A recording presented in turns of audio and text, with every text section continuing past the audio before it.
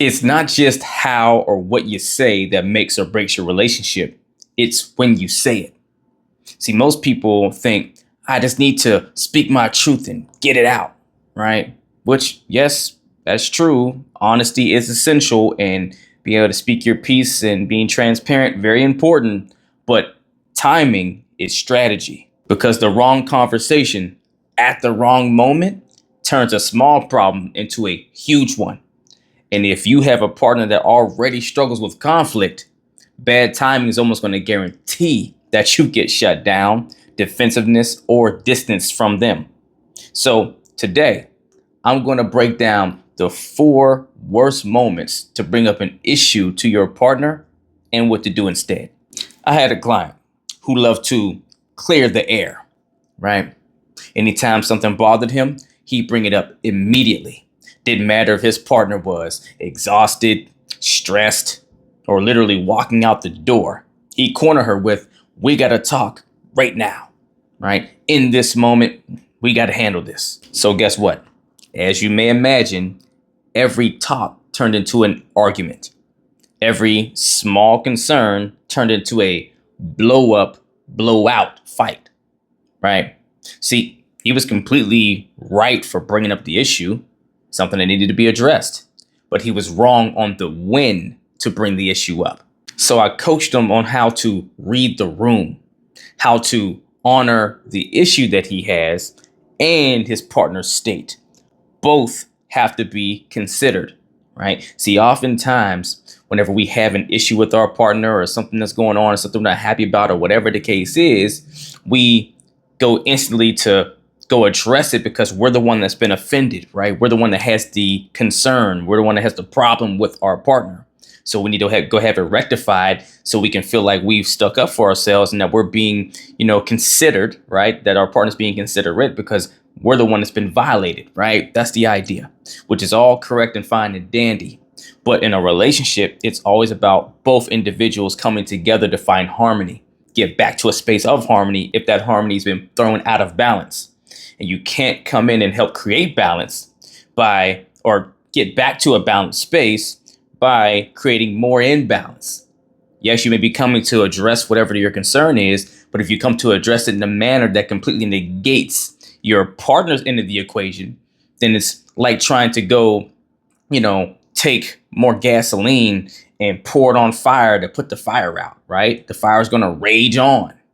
You have to pay attention to the individual you're coming to try to get a result from, right? So your partner's state is everything.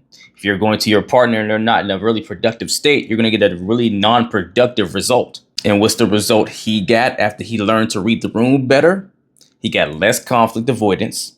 He got more resolution.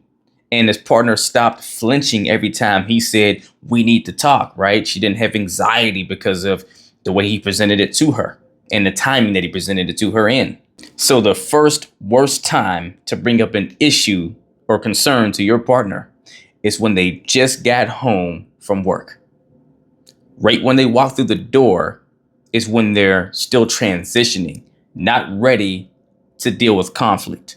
Dumping heavy stuff on them while they're still carrying the stresses of the day means they can't hear you with a calm mind because their mind is still reeling and going from whatever they've been experiencing throughout their workday, right? Or throughout their business day, whatever the case may be. So the better option is for you to first give them time to come in, settle in, and decompress. Let them bring their mind down off of all the things of the day so that it has space, has some RAM, right, to listen to you. But when you go to present whatever you want to present to them, make sure you lead with connection before correction, meaning acknowledge them for their day. That maybe you can see that they're tired, or they're tired, or they must be stressed, and ask them how their day was, or are they okay from the day, right? Build connection, bond with them first. Then you can transition into, hey, would it be okay if you have a few minutes to talk about something I just want to address with you, or can we, navigate this thing, real fast, or I just had something I wanted to bring to your attention, will be okay to talk to you about that right now, or when would be a good time, right? So that now They see that it's not just about you and you can care less about what they're going through. You've acknowledged them, and then you've also, with a leading with love approach, asked, hey, when do we have a moment where we can talk about something I need to address with you, right? And even in that correction side of it, you want to be constructive, not critical, not just criticizing or tearing them down. It should be building them up to help you resolve whatever your issue is. Second worst time, right before bed. People see bedtime as calm. So they think this is a good time to get it off your chest, right? But the thing is, your nervous system remembers that going to bed in conflict trains your brain to see bedtime as unsafe or an uneasy experience when that should be your wind down, pleasurable, relaxing, let your hair down experience.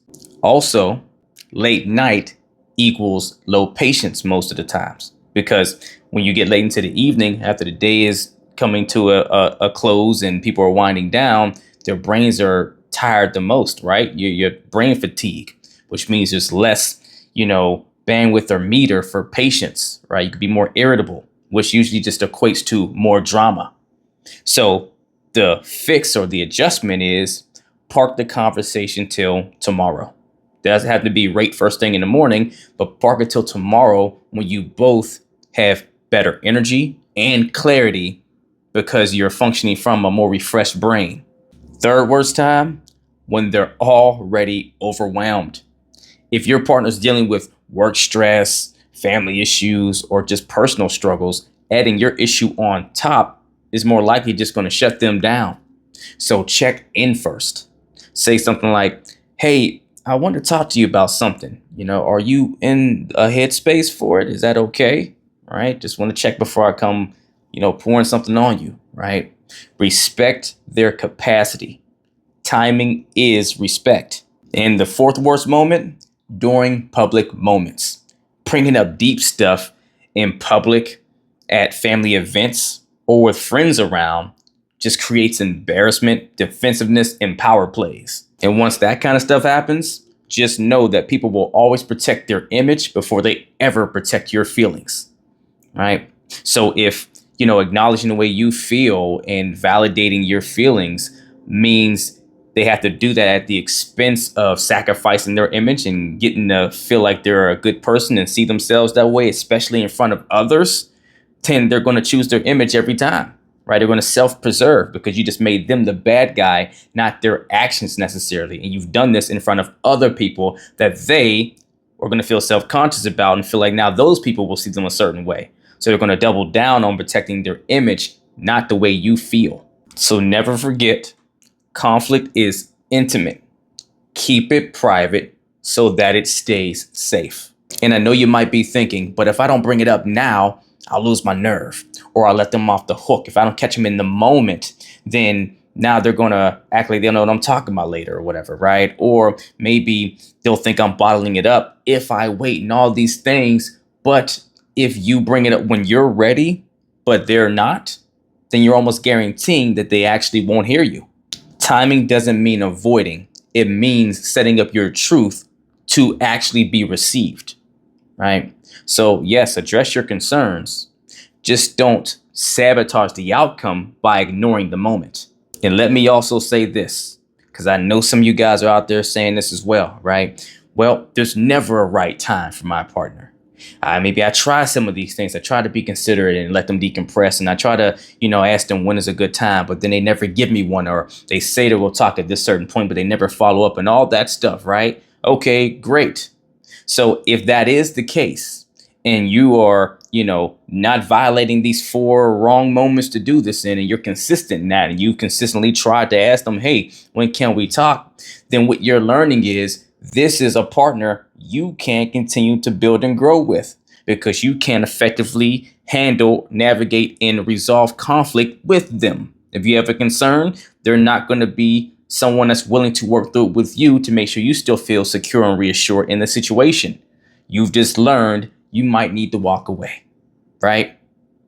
People overcomplicate it because they're more focused on how do I hold on to this person that I'm fearful of losing than looking at the whole playing field and saying, okay, if I've done all the sensible things and I know I've done it the healthy way and I've led with love and I've dotted my I's and crossed my T's on my end, and I know I'm not the reason why we're not resolving this, I can say that with confidence without any second guessing of myself, then it's time to leave, right?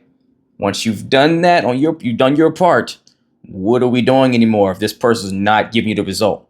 People chain themselves to being stuck by saying, yeah, I'm doing all that stuff, but just not changing. I don't know what to do. Yeah, you do. Walk away, right? Stop torturing yourself if it's really that bad, if they really are not that workable, if you're being honest with yourself.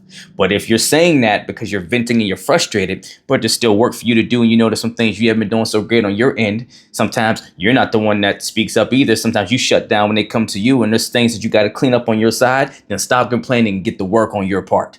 And when you get to a space to where you're just nothing that you're doing that contributes to the problem, and they still won't make the adjustment after a reasonable amount of time, because look, after you really start getting cleaned up in the way you're operating, you have to give them time sometimes to catch up, because there's patterns you're breaking momentum, you're starting a new momentum.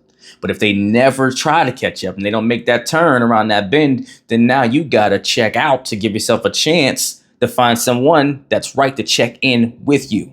Now, with that said, the next time you feel the urge of, I need to say this now, pause, read the room, and ask yourself, is this the best moment to heal this or the fastest way to break it more?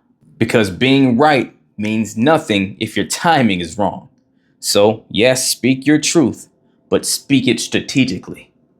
And if you need help building the skill sets and the tools to be able to read that room most effectively and to be able to speak your truth in a way that leads with love and can lead to resolve versus adding more fuel to the fire and making it worse, then email or DM me the word coaching and we will get to work, only if you're truly ready to put that work in.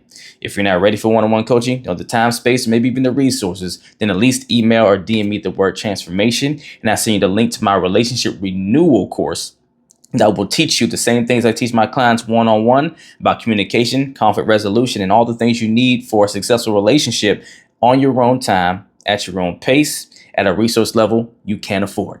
Either way, do something to get in the race. Let's get it.